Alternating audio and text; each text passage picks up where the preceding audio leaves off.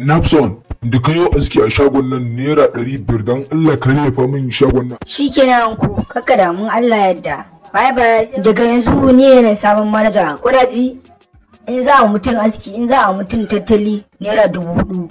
In za a mutum afro 10000. In za a mutum sideways backward aski za a bada 50,000. Kowanne in ba ka ba. Moments later. Control you two they do get sense, you know.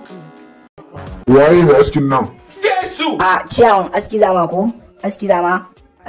Nawa? 1500. Yake mun Karan aski zama ka. afro nake so a mun mai kyau afro. A da irin soyayya muna faka manne.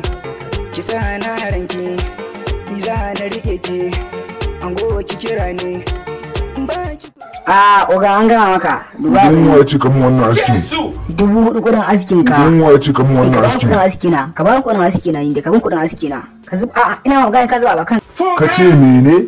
Ina magana ka ban kudi na. Illa bai ka ban kudi na. Ko dai mahaukaci ni magana ko dai mahaukaci ne ina ganin mahaukaci ne to wallahi ba mahaukaci ko me yau ka ban kudi na shagon nan wallahi ko me ka ban kudi na shagon nan dai ban kudi na kawai no wala.